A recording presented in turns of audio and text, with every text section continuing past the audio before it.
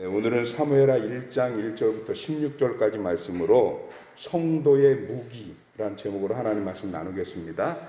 어제까지 우리가 사무엘상 말씀을 함께 읽었고요. 오늘부터 사무엘하인데 사무엘상이 끝나면서 동시에 사울의 시대가 끝나고 사무엘하가 시작되면서 이제 다윗이 왕이 되는 시대가 열리는 겁니다. 그런데 이 사무엘상과 사무엘하의 이 사건이 역사가 변경되면서 가장 중요한 사건이 뭐냐? 아무리 사람이 악해도 하나님이 기름 부어 세웠던 왕 사울이 죽었다는 것입니다. 그런데 한 아말렉 사람이 이 사실을 다윗에게 와서 전해주는 거예요. 그런데 다윗이 아무리 자기를 죽이려고 하는 정적이기는 했지만 개인적으로는 한때 자신의 장인이었고 자기가 섬기던 주군이었으며 오늘 다윗의 표현대로 하나님이 기름 부어서 세운 왕이었잖아요. 그러니 얼마나 놀래요. 그래서 이걸 확인하기 위해서 어떻게 사울 왕이 죽었는지 그거를 네가 한번 설명을 해봐라 라고 얘기를 하는 겁니다. 그랬더니 이 아말렉 사람이 거짓말을 하는 거예요, 오늘 얘기가. 그래서 자기가 보니까 사울 왕이 부상을 당해서 죽을 지경에 당했는데 고통스러워서 너무 힘드니까 차라리 나를 좀 죽여다오. 그래서 자기가 보니까 그냥 둬도 죽을 것 같아서 그래서 내가 죽이고 그 왕관과 팔찌를 수거해서 가지고 왔습니다. 이 얘기를 하면서 계속 강조를 하는 게 뭐냐면 나는 아말렉 사람 외국인입니다. 이런 얘기를 합니다. 즉 사울과 다윗 사이에서 그 두 사람 사이에 내가 어떤 편가르기에 있을 수 있는 위치가 아닙니다. 라고 하는 것을 강조하면서 사울이 요청을 해서 내가 죽였다. 그렇지만 동시에 다윗을 입장에서 보면 다윗의 가장 큰 정적인 사울을 누가 죽였다는 거예요? 내가 죽였다는 거잖아요. 그런데 다윗이 그 얘기를 듣자마자 거짓말인 것을 알아차립니다. 우리가 사무엘상 앞에서 읽을 때 31장에 이미 사울의 죽음의 장면을 우리가 목격했어요. 근데 그때 어땠어요? 사울이 뭐라고 얘기합니까? 자기 신하한테 할 예 없는 이방인의 손에 죽는 것이 모욕이라서 네가 나를 좀 죽여다오 이렇게 얘기를 했단 말이에요.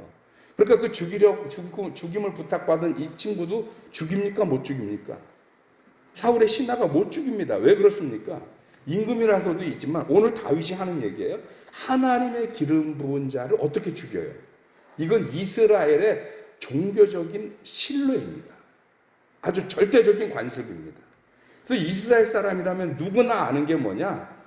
하나님이 아니고는 함부로 하나님이 기름 부어 세운 왕을 죽일 수 없다. 그리고 그 죽는 사람도 뭐냐? 이방인의 손에 죽는 것은 모욕이라는 것을 너무 잘 압니다. 그런데 사울이 이방인에게 내가 아말렉 사람입니다라고 밝혔음에도 불구하고 나를 죽여달라고 부탁을 했을까? 이거는 유대인에게 있을 수 없는 일이에요. 그러니까 다윗이 그 얘기를 딱 듣는 순간 이 말이 거짓말이라는 걸 바로 알아차립니다. 왜? 유대인은 절대로 이방인의 손에 죽여달라고 부탁하지 않습니다. 그러니까 다윗이 어떻게 해요?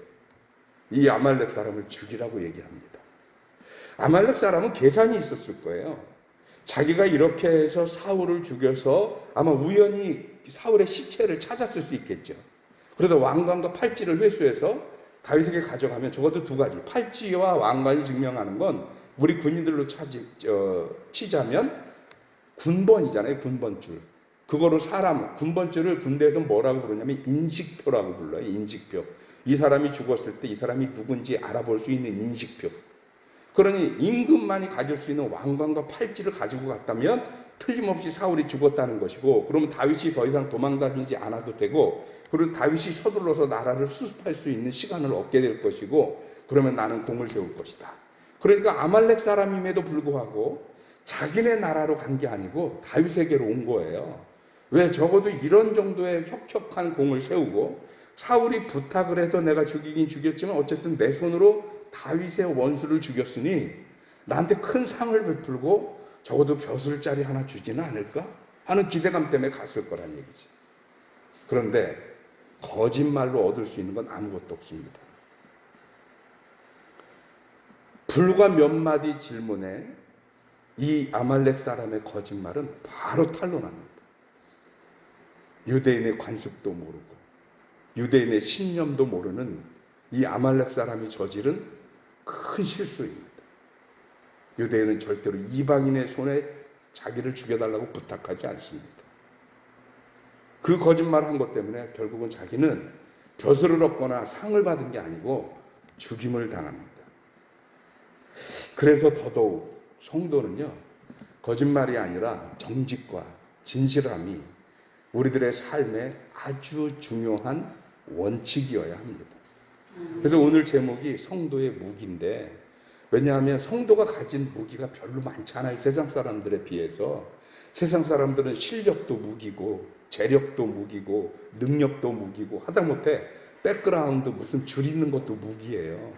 근데 솔직히 우리끼리 얘기인데, 우리가 뭐 가진 게 있어요, 뭐 누구처럼 대단한 능력이 있어요. 뭐가 우리들의 능력이고 뭐가 우리들의 무기예요. 그런데 우리는 세상이 갖지 못한 걸 가지고 있잖아요. 하나님 앞에 진실한 거, 하나님 앞에 정직한 거. 그저 손해보고 바보같이 여기저기도 치이고 당하고 살아왔어도 그래도 올바로 살려고 몸부림치면서 살아왔던 거, 이게 우리가 그동안 목숨처럼 지켜왔던 거 아닙니까? 이게 성도의 무기라니까요. 요즘 장관 후보들 못들 되게 겁내하잖아요, 윗사람들. 왜 그러죠? 장관 후보나 뭐가 되면 요즘 공직자 그 관리법에 의해서 재산 공개해야 되고 뭐 정보 공개해야 되고 그래요. 그러니까 연락하면 대통령이 연락을 해도 안 한다 그런다는 거예요. 왜 그럴까요? 정직하지 못해요. 장관 후보 중에 지금까지 털어보니까요, 투기 의혹 없는 사람 거의 없고요. 그 다음에 무슨 주소 이전해갖고 애들 학교 보내려고 주소 이전 안 한 사람 거의 없고요. 잠깐 뭐 하나 없는 사람이 거의 없어요. 써줄지는 모르겠는데 나는 해주면 그런 거 안 걸릴 자신 있는데. 성도가 세상에 대해서 당당한 거, 그게 뭐가 당당한 겁니까? 돈 있고 빽 있고 능력이 있어서 당당한 게 아니죠. 그런 건 우리한테 없어요. 그렇지만 우리에게 뭐가 있어요? 하나님 앞에 성실하게 살려고 애쓰고 노력했던 그 진실함이 있어서 우린 적어도 투기 안 해봤고, 우린 적어도 애들 학교 보낸다고 여기저기 뭐 주소 옮겨놓고 했다 이랬다 저랬다 그런 거 안 하고 살잖아요. 그게 성도의 무기입니다. 근데 여러분 여기서 생각해 보시자고요. 그나마 그 무기마저 잃어버리면 우리한테 뭐가 남을까요? 뭐 남으셔요? 없죠. 이거 심각한 얘기입니다.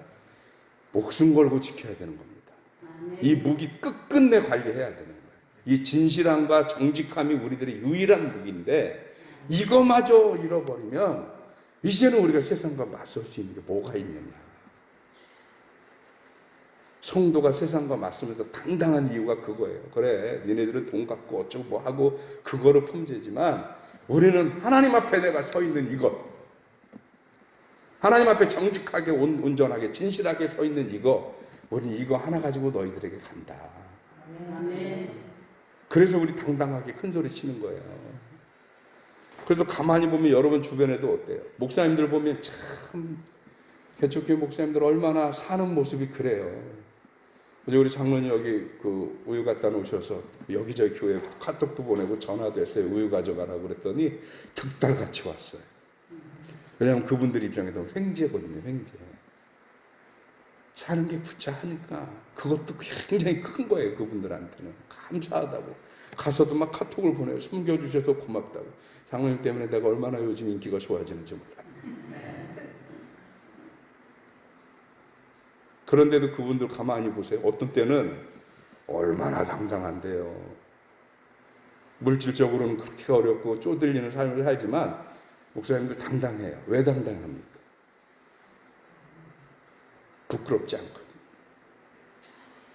자신 있어요. 그런 면에서. 그러니까 괜히 남 앞에서 굽실거리고 기죽을 이유가 없어요. 누구처럼 속여봤어요. 거짓말을 했어요. 뭘 했어요. 그래서 나는 후배 목사님들 이렇게 보면서 저분들이 기죽지 않게 해주고 싶어요. 진짜로. 목회를 크게 안 하면 어때? 작은 교회면 어때요? 그가 하나님 앞에 바로 서려고 몸부림치는 그 자체가 얼마나 의미 있어요. 성도는 그게 무기고 그게 힘입니다.